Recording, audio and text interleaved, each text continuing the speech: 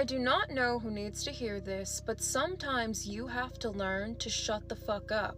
Not everything needs a reaction, not everything needs a response. Do not tell everyone about the seeds you are planting. Allow them to grow in silence. Remember, a seed grows with no sound, but a tree falls with huge noise. Only destruction has noise, but creation is quiet. So stop oversharing. What people do not know, they cannot destroy. It's simple, really. Mind your business. And that's on what? Moving in silence. Welcome back to Pretty Girl Rich Era. Today we're diving into the art of moving in silence, how keeping your plans private can be your secret weapon to leveling up and glowing up into the best version of yourself. Like, before we even get started, I've done this before and it feels so much better to just be doing your own thing without anyone knowing what you have going on. I don't know, it's just me. I love to move in silence and just pop out with whatever I want to pop out with. And it also gives you like some sense of mystery. Like, I just don't want people knowing what all I have going on. I let you know what I want you to know. And if I don't want you to know it, then you're just going to have to keep guessing. But trust me, this is the game changer you've been waiting for. Anywho, stick around until the end because I'll be sharing my favorite tips and strategies to stay focused, stay low key, and make major moves. Plus, don't forget to check out my 30-day glow up journal planner linked in the description below to help you map out your journey to success and glowing up. All right, babes, let's get into it. It's time to secure your peace, protect your energy, and just build the life you deserve in private. I really don't know who needs to hear this, but in 2025, me and you, yes, you, we're gonna move in silence. I'm not gonna be posting everything on social media because the evil eye is real, okay? Like, it's a serious thing. And people on social media are actually praying for our downfalls. Like, you may not think it, but people that you know don't want you to succeed. So we're not gonna give them that satisfaction of posting everything because they're gonna be like trying to not make things happen for us. So we're gonna remove that. We're gonna stay private, very centered, very self-centered with our lives, okay? We're not gonna do too much. We're just gonna focus on succeeding in our own lives because that's what it's all about.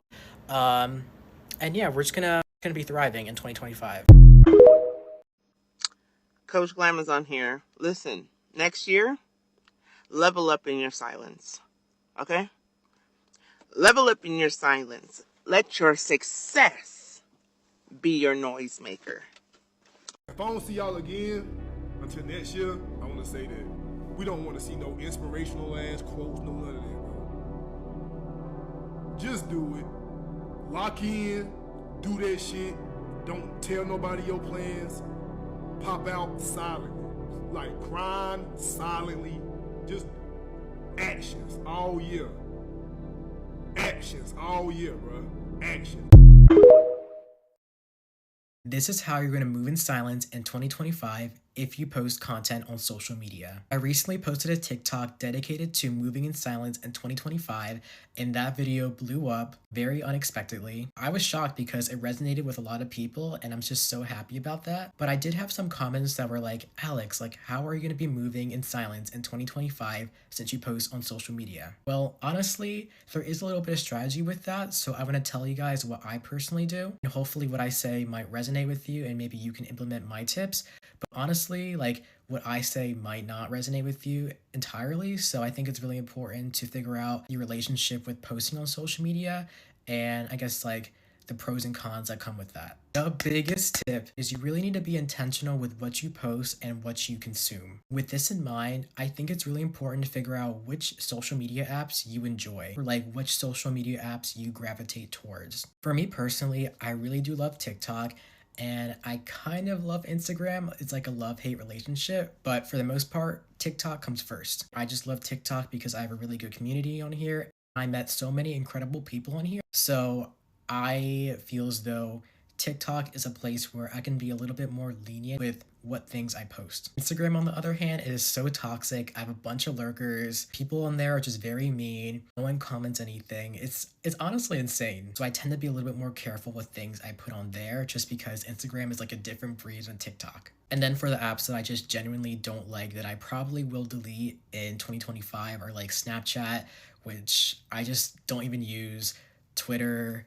I don't really use Facebook either. I just have it just because, like, I don't even know why I have it. Once you figure out the apps that you personally like, now it's time to figure out how you can still post things without, the negative energies surrounding you and just like the evil eye.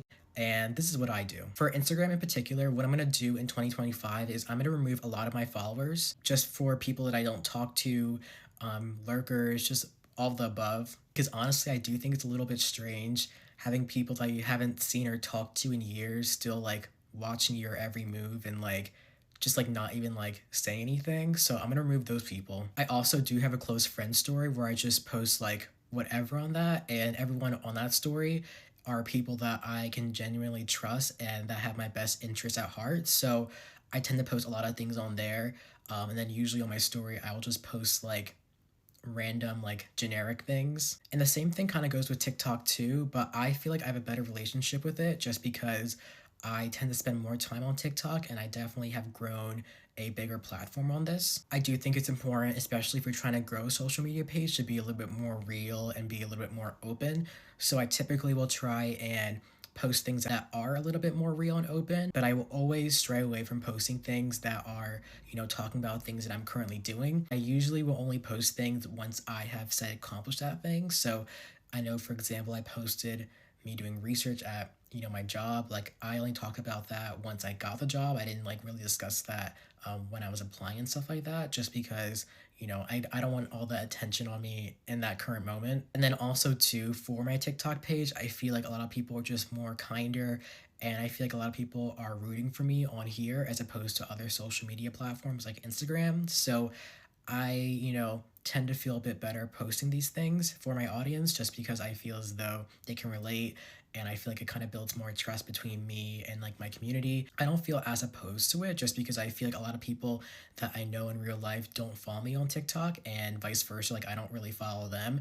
So I'm more open to posting more things out there just because the people that are viewing my things just don't know me. Another point that I want to quickly say before this video is up is that I also feel as though my TikTok feed and like algorithm and like the people that I choose to follow are a lot more, I guess, like motivational. Like, I feel like my whole, I guess, platform on TikTok is very curated. So I tend to see content that I personally like and resonate with. So it's usually people that are really motivating to me and essentially who inspire me to become a better person. So it really helps to have like a platform where your community and like, I guess, like what you see and what you, I guess, put out there are in line with like your core values and stuff like that, and like what you want to be. So I definitely feel as though definitely choose a social media platform where that is present, and I feel like TikTok has that for me, so that's why I tend to post more things on here. So yeah, those are kind of my tips on how to navigate moving in silence on social media if you post content. If you have any questions, leave them down below in the comments. I can definitely answer things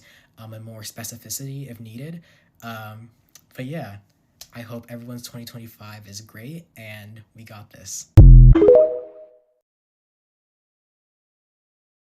So I really wanted to add my own commentary to this video, but it's getting pretty long already.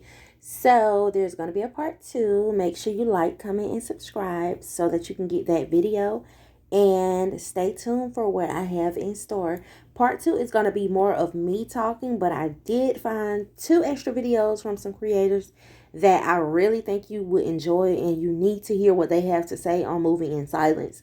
So in part 2, you will see those 2 videos and also what I have to say. All right, babes, that wraps up part 1 of our conversation on moving in silence. Remember, your glow up journey is personal, and protecting your plans is key to unlocking your full potential. Okay, so if you're ready to take the next step and truly level up, don't forget to grab your 30-day glow up journal planner. It's the ultimate tool you will need to stay focused, track your progress, and map out your goals quietly and confidently. The link is right below in the description. And as always, babes, if you found this video helpful, be sure to like, comment, and subscribe for more content to help you glow up and step into your pretty girl rich era. Part 2 is coming soon. So as always, stay tuned. Until next time, keep moving in silence, protecting your peace, and building the life you deserve. You got this.